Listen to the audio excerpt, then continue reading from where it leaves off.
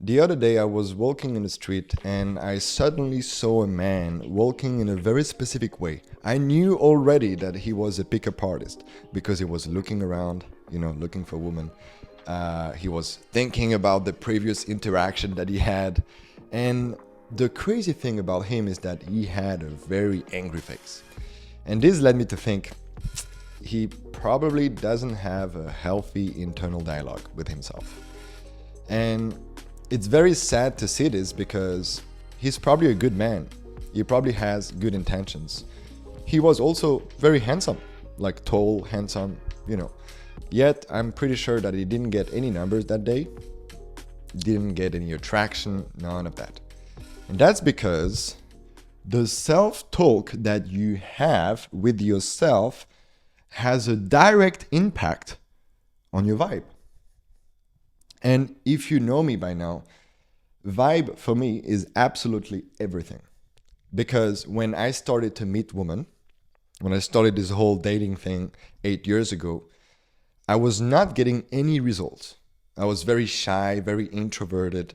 I was still the same, tall, good looking, green eyes. So for the black pill here, maybe it's a little bit weird to hear that. Like, oh, how come you don't have any results?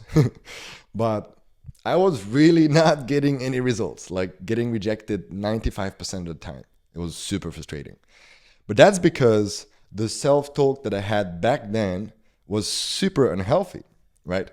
And because I was talking to myself in a very negative way, in a sense, basically I was telling myself that I'm not good enough, that attractive women will never be attracted to me, that meeting women in the street is so weird, it's so creepy.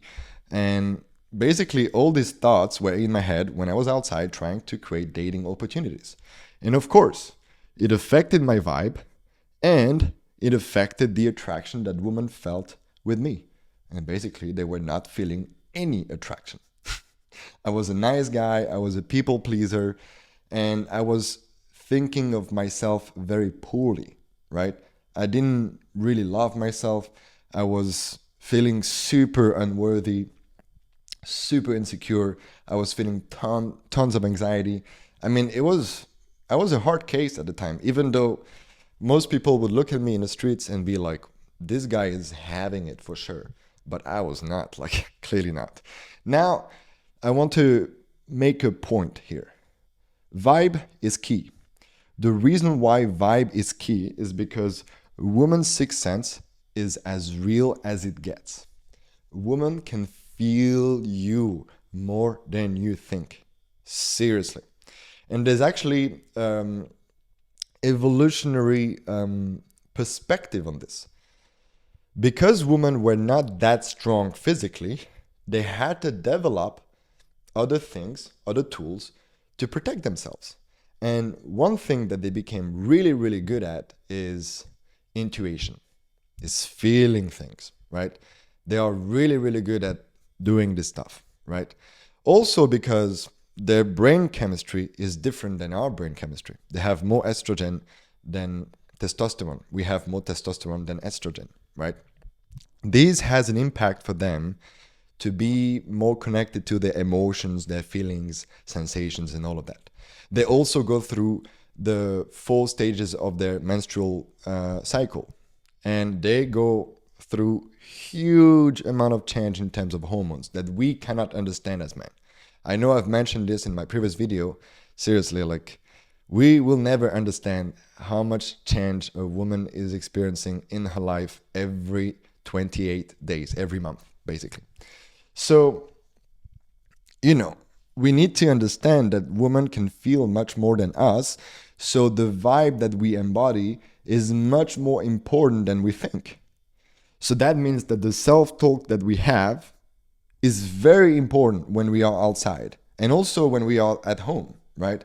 Constantly, we need to become aware of the self-talk that we have. And I will actually give you a game plan to deal with your self-talk so that you can rewrite all this limiting belief, negative self-talk that you have that is basically, it's fucking you up so badly. But one last thing that I want to talk about is the law of state transference.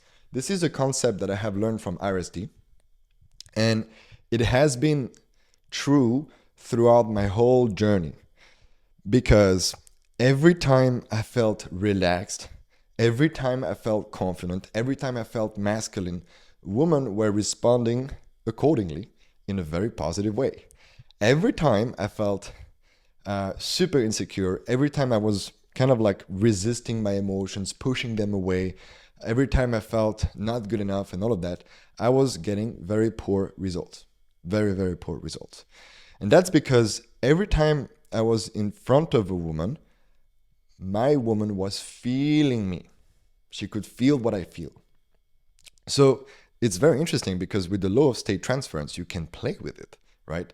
When you become a master at changing your state, then you can have fun with it. I remember, just a little side note, one of the things that I was doing when I would have a date is to focus on my genital, so that I start to feel more and more sexual energy, to the point that I was getting really horny on a date.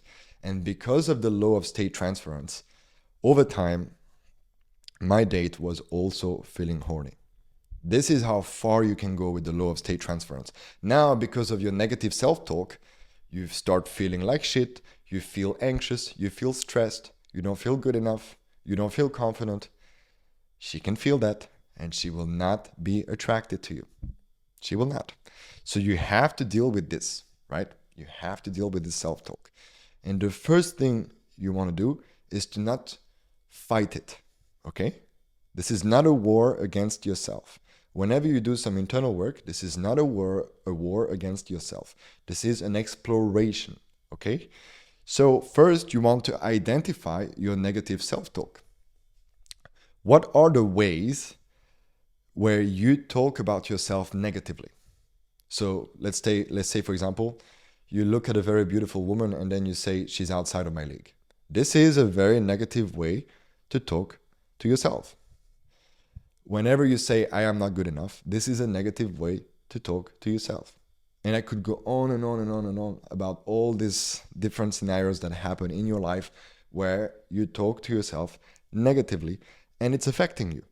Words hold energy. And if you speak to yourself in a very negative way, it will have an impact on you more than you think. So you want to make a list of all this different negative self-talk that you have, and you want to feel it. You want to feel each limiting belief, each negative self-talk, all the stories that you tell yourself. You feel them and you don't judge them, okay? You make this list, you feel all of that, so it's going to be a little bit painful, yeah, because you're going to see like, oh my God, I'm talking to myself in such a bad way. I'm not really loving myself right now. Oh my God, right? It's going to be a bit of a shock, right? But it's okay. It's part of it. You're looking internally, so you will see that it's not so beautiful. That's part of doing the internal work. It's not always fun. But it's really important that you feel it and you don't judge it. And then when you're done with this, when you made the whole list, you want to build pain around keeping it. One of the things that can happen around this negative self-talk is that there might be a part of you that is actually secretly enjoying that. And that's fucked up, I know. The first time I became aware of this, it was quite of a shock. But it's very, very common that you, at least a part of you, not maybe the whole you, but a part of you wants to keep on talking this way because it's used to it, because it's the only way it knows to talk to itself, right? You will be surprised by the reason why this part still wants to talk negatively, right? So what you want to do is to build pain around keeping it. We want to build so much pain that it becomes uncomfortable to keep talking to ourselves this way. So how is that a problem to say to myself that I'm not good enough? That's a question I could ask myself, right? How is that a problem that I think she's outside of my league? How is that a problem for me? And what would I feel if I would keep this limiting belief, this negative self-talk, this very horrible story that I'm telling myself? What would I feel? What would I see? You know, close your eyes and what would you see? What would you feel? What would you experience if you would keep this very old story, this negative self-talk in your body, in your system, in your mind? What will happen, right? And build pain. Like, this is going to be uncomfortable, but it's going to help you a lot. Trust me, I've done that. Then what you want to do is, after building the pain around keeping it, of course, naturally, you will want to let it go. You don't want to keep that. So you want to build pleasure around letting it go. So how is the future looking like if you let this shit go? If you let this negative self-talk go? If you let this limiting belief go? What would the future look like? And be as specific as possible. Right? Oh, I would be able to attract my 10 out of 10. I would feel so much better in my body. I would feel so confident. I would attract business opportunities. Blah, blah, blah. Like, make the list. And as you write this or as you talk out loud, really feel how it would feel to let it go, to let go of this self-talk. Like, really feel the pleasure, the freedom, the love of being able to be free from that negative self-talk. This is very important. It's not just writing down or talking without feeling anything. You have to actually like really get into the experience of letting that go. And then the last thing you want to do is you want to create a new identity and you want to rewrite the self-talk. So instead of saying, I am not good enough, what would you say to yourself in a way that is still authentic? In a way that is still authentic. So maybe you don't want to say right away, I am good enough, because it's going to be fake, right? What you could say instead is, I am in the process of feeling good enough. And that's true. And that's much better to tell that to yourself than to say, I am not good enough, right? And I could go on and on with all the different negative self-talks, but I'm sure you can understand what I mean with this.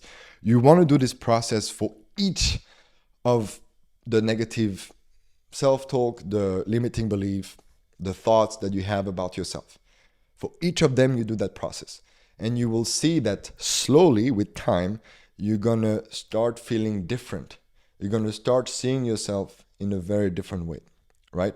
Which leads me to, it's still the step 4, but we could actually say that it's step 5. You want to build a new identity. In the sense that, how would you be when this negative self-talk is not in the picture anymore? How would your life look like? How would you feel?